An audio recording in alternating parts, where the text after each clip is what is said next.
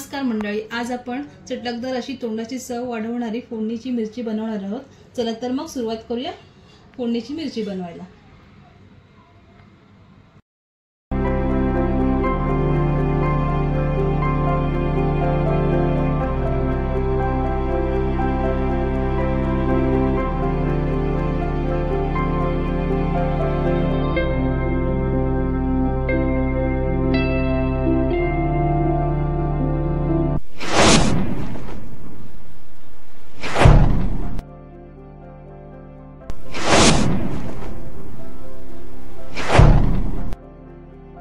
चला तर मग पाहूयात त्यासाठी लागणारं साहित्य। हिरवी मिरची, शेंगदाण्याचा कूट, ओलं खोबरं, लिंबू, कोथिंबीर, कढीपत्ता, राई, जिरं, हळद, धणा पावडर, मीठ आणि साखर।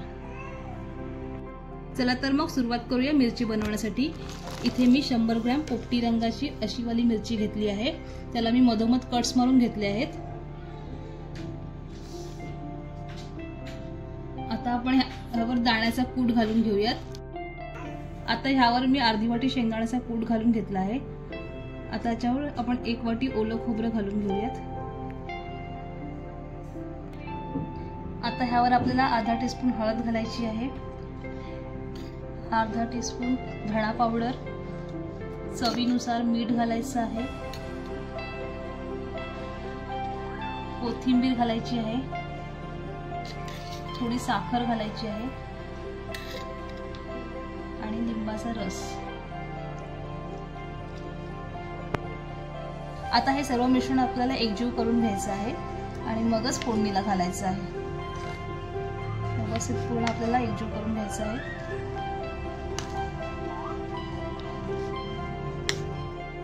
इथे आपलं सर्व मिश्रण छान प्रकारे मिक्स करून झालेलं आहे। आता आपण ह्याला फोडणी घालून घेऊयात। तर मग आता आपण मिरची फोडणीला घालून घेऊयात। त्यासाठी इथे मी तेल गरम करून घेतलं आहे। आता आपण ह्यामध्ये राई जिरं घालून घ्यायचं आहे, कढीपत्ता घालायचा आहे आणि थोडं हिंग घालायचं आहे। आता ह्यावर आपल्याला मिरची फोडणीला घालून घ्यायची आहे।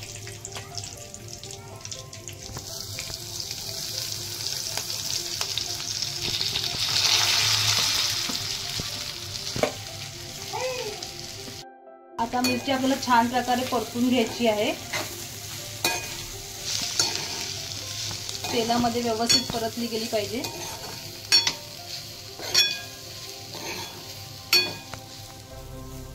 आणि आता आपण ह्याच्यावर झाकण ठेवून वाफ काढून घेऊयात।